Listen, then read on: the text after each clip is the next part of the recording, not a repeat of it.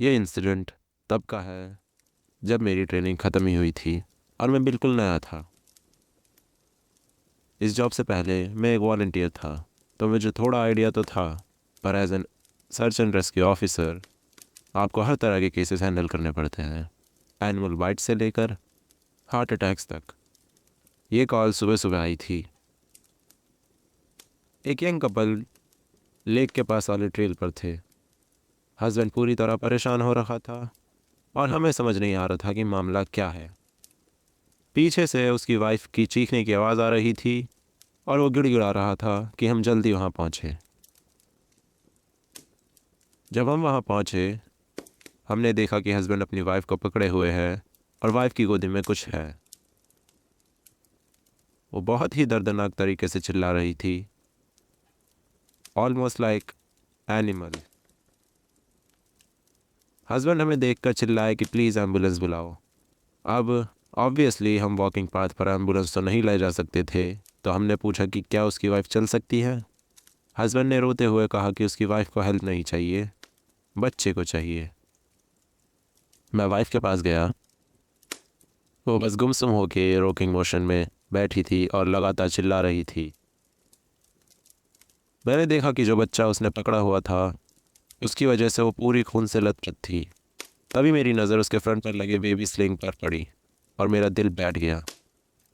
मैंने जेंटली उसके हाथ हटाए तो देखा कि उसका बेबी था, ऑब्वियसली डेड। उसका सर एक साइड से अंदर धंस चुका था और स्क्रैचेस थे। मैंने पहले भी डेड बॉडीज़ देखी थी, पर इस सीन ने मुझे अंदर तक हिला दिया। मुझे खुद को संभालने के लिए थोड़ा वक्त चाहिए था। फिर मैंने अपने सीनियर को बताया कि बच्चा ख़त्म हो गया है।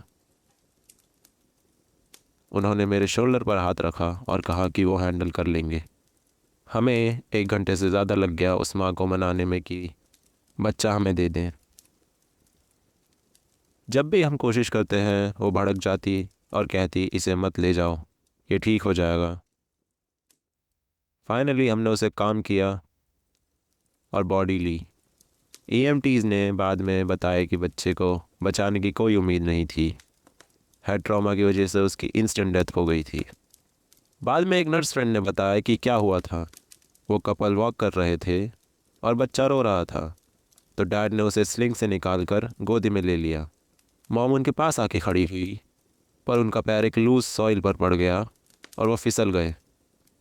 वो सीधा डैड से टकराई, जिससे बच्चा हाथ से छूट गया और 20 फीट नीचे पत्थरों पर गिर गया। बच्चा सिर्फ 15 महीने का था। ये एक बहुत ही बुरा फ्रीक एक्सीडेंट था, कुछ ऐसी चीज़ों का कॉम्बिनेशन जिसका नतीजा सबसे बुरा निकला। मेरे करियर की सबसे भयानक कॉल्स में से एक थी ये।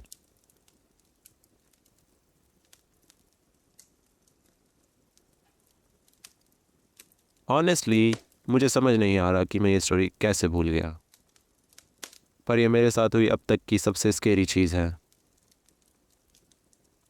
शायद मैंने इतने साल से इसे भुलाने की कोशिश की कि ये दिमाग में ही नहीं आया।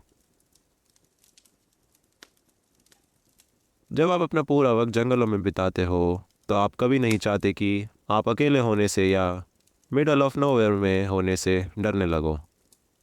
इसलिए जब ऐसे एक्सपीरियंस होते हैं तो आप बस उन्हें भुलाकर आगे बढ़ना चाहते हो। लेकिन सच कहूँ तो ये अकेली ऐसी इंसिडेंट थी जिसने मुझे सीरियसली सोचने पे मजबूर कर दिया कि क्या ये जॉब मेरे लिए सही है।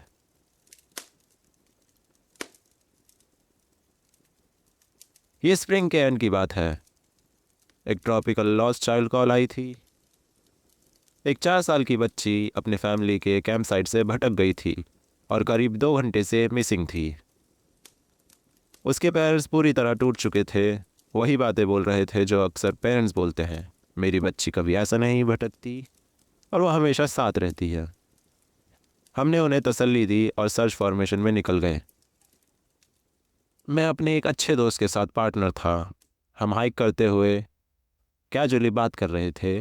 सुनने में थोड़ा अजीब लग सकता है, पर इतने साल ये काम करने के बाद आप थोड़े डिसेंटिसाइज्ड हो जाते हो। इस जॉब में सरवाइव करने के लिए शायद ज़रूरी है। करीब 2 घंटे सर्च करने के बाद हम एक छोटी वैली से बाहर निकल रहे थे। जब अचानक हम दोनों एक साथ रुक गए, एक अजीब सी सेंसेशन हुई, जैसे प्लेन के नीचे आते वक्त प्रेशर चेंज होता है। मेरे कान पॉप हुए और ऐसा लगा जैसे 10 फीट नीचे गिर गया हूँ। इससे पहले कि मैं अपने बडी से कुछ पूछता, हमें अपनी ज़िंदगी की सबसे लाउड आवाज़ सुनाई दी। ऐसा लग रहा था जैसे कोई फ्रीकिशली लाउड फ्रेट ट्रेन बिल्कुल हमारे बगल से गुजरी हो। पर वो आवाज़ हर डायरेक्शन से आ रही थी, ऊपर से भी और नीचे से भी। वो रॉर इतनी डेफनिंग थी कि हम एक दूसरे की चिल्लाहट भी नहीं सुन पा रहे थे। हम डर के मारे चारों तरफ देखने लगे, पर कुछ दिखाई नहीं दिया। पहले लगा लैंडस्लाइड है, पर आसपास कोई क्लिफ नहीं थी। फिर अचानक जैसे किसी ने स्विच ऑफ कर दिया हो, वो शोर बंद हो गया। बिल्कुल सन्नाटा। धीरे धीरे जंगल की नॉर्मल आवाज़ें वापस आई। मैंने रेडियो पर पूछा कि क्या किसी और ने ये सुना, पर किसी ने कुछ नहीं सुना था, जबकि बाकी लोग हमारे काफ़ी करीब थे। रात हो गई थी, पर बच्ची का कोई सुराग नहीं मिला। हमने सर्च जारी रखा। करीब आधी रात को जब हम वापस रेंडेवस पॉइंट की तरफ मुड़ रहे थे, मेरे बड़ी ने अपने फ्लैशलाइट एक घने पेड़ों के तरफ की। उसने मुझे चुप रहने को कहा। दूर से किसी बच्चे की रोने की आवाज़ आ रही थी। हमने बच्ची का नाम पुकारा और उस तरफ बढ़ने लगे। जैसे जैसे हम करीब जा रहे थे, मेरे गट में एक बहुत अजीब फीलिंग होने लगी। मैंने कहा, कुछ तो सही नहीं है। मेरे दोस्त ने भी अग्री किया। हम रुक गए, फिर से उसका नाम पुकारा। तभी हम दोनों को एक साथ रियलाइज़ हुआ, वो रोना एक लूप पर था। बिल्कुल वही एक जैसी सिसकी, फिर वेल, फिर एक छोटी सी हिचकी। वो बार बार एग्जैक्ट उसी पैटर्न में रिपीट हो रहा था। बिना एक शब्द कहे हम दोनों ने वहाँ से दौड़ लगा दी। वो पहली बार था जब मैंने अपना होश और आवाज़ खोया था। पर वो सीन इतना अजीब और गलत था कि हम वहाँ एक पल भी नहीं रुकना चाहते थे। जब हम वापस पहुँचे तो किसी और ने ऐसी कोई अजीब आवाज़ नहीं सुनी थी। पता है ये सुनने में थोड़ा एंटी क्लाइमेटिक लग रहा है, पर उस कॉल ने मुझे काफ़ी वक्त तक परेशान रखा। रही बात उस बच्ची की, तो उसका कभी कोई निशान नहीं मिला। हम आज भी उन लोगों पर नज़र रखते हैं जो कभी नहीं मिलते, पर सच तो ये है कि मुझे नहीं लगता वो कभी मिलेगी।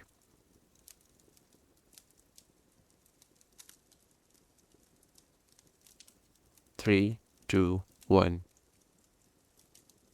मेरा एक बड़ी है जो पिछले 7 साल से सर्च एंड रेस्क्यू ऑफिसर है। उसने ये जॉब अपने जूनियर ईयर से शुरू की थी। उसका भी एक्सपीरियंस बिल्कुल वैसा ही था जैसा मेरा। जब उसने पहली बार वो अजीब स्टेयर्स देखी थी, उसके ट्रेनर ने उसे वही वार्निंग दी थी जो मुझे मिली थी, इनके पास मत जाना, इन्हें टच मत करना और इन पर चढ़ना तो बिल्कुल भी नहीं। पहले साल तो उसने बात मानी, पर फिर उसकी क्यूरियोसिटी बढ़ गई। एक मिशन के वक्त वो सर्च लाइन से अलग हो गया और एक स्टेयर्स के सेट के पास चेक करने निकल गया। वो पाथ से करीब 10 माइल दूर जंगल के बीच में थी। वो स्टेयर्स किसी नए घर की लग रही थी, क्योंकि उनका कारपेट एकदम सफ़ेद और चमकदार था। सबसे अजीब बात यह थी कि स्टेयर्स पर कोई कचरा, धूल या पत्तियां नहीं थी। उस एरिया में कोई कीड़े मकोड़े या एनिमल भी नहीं दिख रहे थे। ऐसा नहीं था कि वो डर रहे थे, बस वो एरिया एकदम सुनसान था। उसने स्टेयर्स को टच किया तो वो नॉर्मल नए कारपेट जैसा स्टिकी फील हुआ। फिर डर डर के वो उन पर चढ़ने लगा। उसने मजाक में कहा कि उसे लग रहा था कि वो किसी दूसरे डायमेंशन में टेलीपोर्ट हो जाएगा या कोई यूएफओ उसे उठा ले जाएगा। लेकिन जैसे ही वो टॉप स्टेप पर पहुंचा, उसे एक बहुत ही अजीब फीलिंग आई। उसने डिस्क्राइब किया कि ऐसा लग रहा था जैसे वो एक गवर्नमेंट बिल्डिंग के ऐसे हिस्से में घुस गया हो जहां उसे नहीं होना चाहिए था। एक ऐसी फीलिंग कि कोई भी कभी भी आकर उसे अरेस्ट कर लेगा या पीछे से गोली मार देगा। फिर अचानक सब कुछ शांत हो गया। उसे जंगल की कोई आवाज़ नहीं आ रही थी, यहाँ तक कि अपनी सांस लेने की आवाज़ भी नहीं आ रही थी। वो सन्नाटा बिल्कुल ही ऑप्रेसिव था। वो तुरंत नीचे उतरा और चुपचाप बाकी ग्रुप के साथ मिल गया। असली शौक तब लगा जब सर्च ख़त्म हुई। उसका ट्रेनर वेलकम सेंटर पर उसका इंतज़ार कर रहा था। ट्रेनर के चेहरे पर भयानक गुस्सा था। उसने सीधा पूछा, तुम उन स्टेयर्स पर चढ़े थे ना? वो कोई सवाल नहीं था बल्कि एक स्टेटमेंट थी। जब मेरे बड़ी ने पूछा कि आपको कैसे पता, तो ट्रेनर ने बस सर झटका और कहा, क्योंकि हमें वो लड़की नहीं मिली। कुत्तों ने उसकी सेंट खो दी।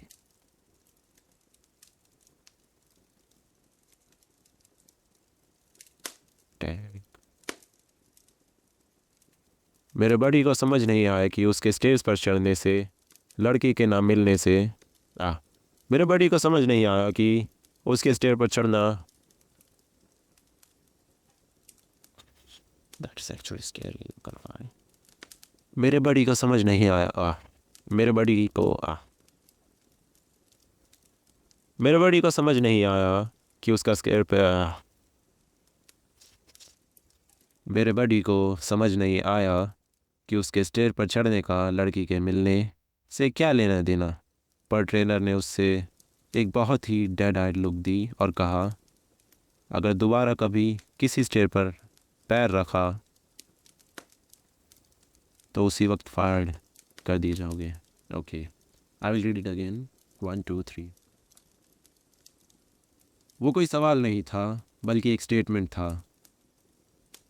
जब मेरे बड़ी ने पूछा कि आपको कैसे पता, तो ट्रेनर ने बस एक सर झटकाया और कहा,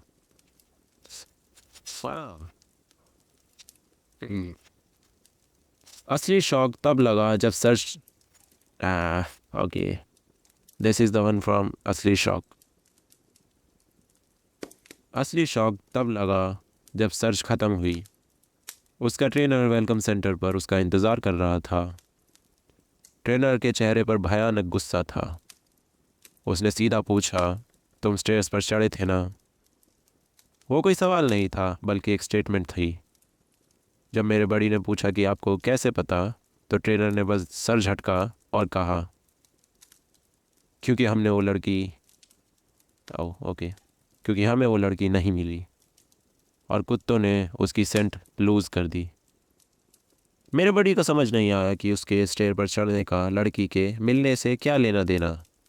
पर ट्रेनर ने एक बहुत ही डेड आइड लुक दी और कहा, अगर दोबारा कभी किसी स्टेयर पर चढ़े तो उसी वक्त फायर कर दिए जाओगे। तब से लेकर आज तक उस ट्रेनर ने कभी इस बारे में कोई बात नहीं कही और ना ही किसी से सवाल किया।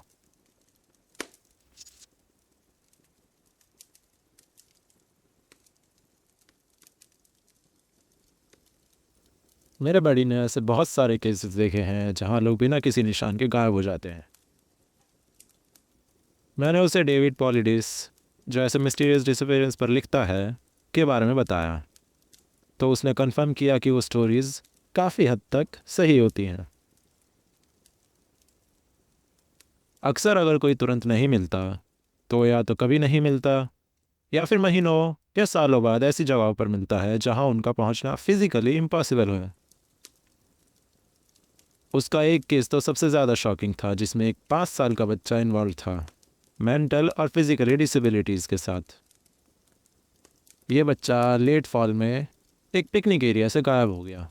क्योंकि उसे चलने फिरने में तकलीफ़ थी, उसके पेरेंट्स बार बार कह रहे थे कि वो खुद से कहीं नहीं जा सकता, किसी ने उसे उठाया है। सर्च पार्टी ने हफ्तों तक उसे ढूंढा, एरिया से काफ़ी दूर तक गए, पर बच्चा कभी नहीं मिला। सर्च पार्टी ने हफ्तों तक उसे ढूंढा, एरिया से काफ़ी दूर तक गए, पर बच्चा कहीं नहीं मिला। सबसे अजीब बात यह थी कि कुत्तों को उसकी कोई सेंट नहीं मिली, यहाँ तक कि उस पिकनिक एरिया में भी नहीं जहाँ वो आखिरी बार देखा गया था। पेरेंट्स पर शक हुआ, पर वो खुद इतने टूटे हुए थे कि साफ था उन्होंने कुछ नहीं किया। सर्दी बढ़ने पर सर्च बंद कर दी गई और लोग इसे भूलने लगे। करीब 3 महीने बाद सर्दी के मौसम में मेरा बड़ी एक ऊंची पहाड़ी पर ट्रेनिंग कर रहा था। वहाँ बर्फ़ में उसे कुछ दिखा।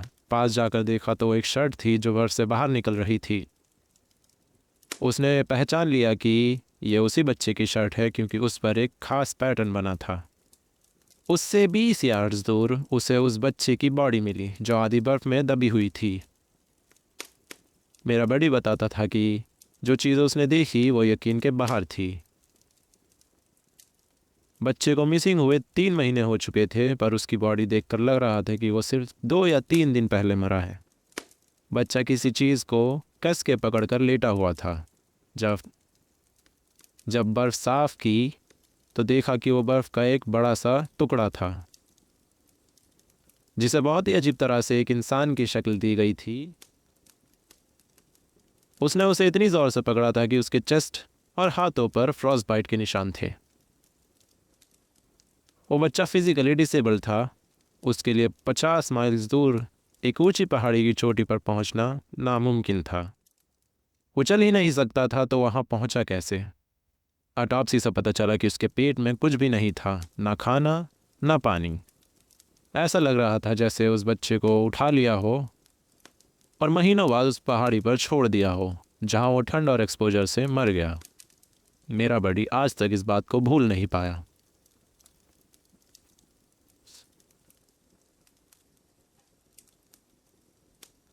वो लोग माउंटेन लायंस के लिए रेकन कर रहे थे क्योंकि पिछले कुछ दिनों में साइटिंग्स की काफ़ी रिपोर्ट्स आई थी।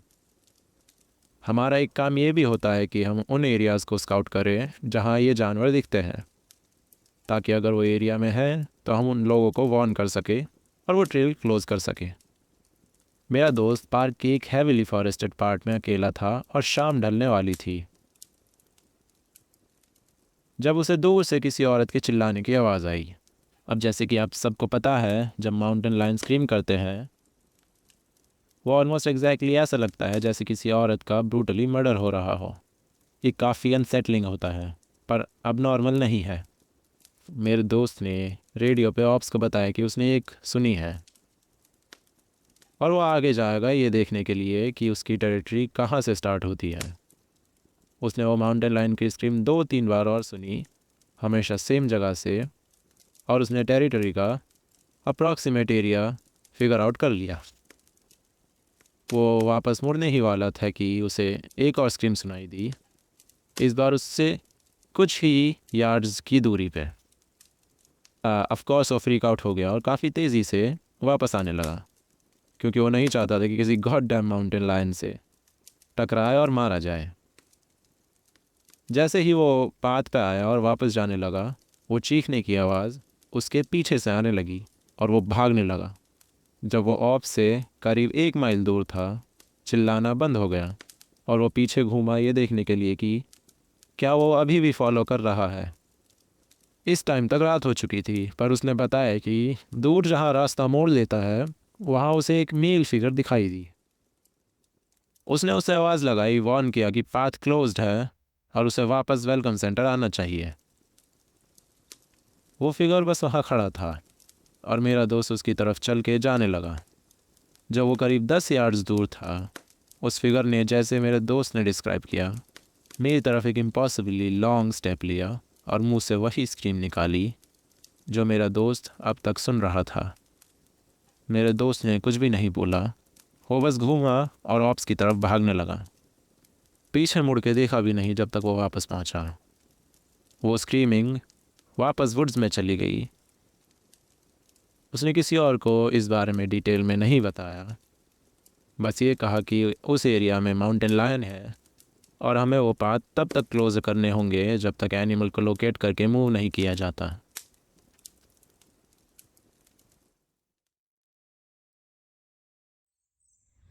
If you like the video, please share, like and subscribe.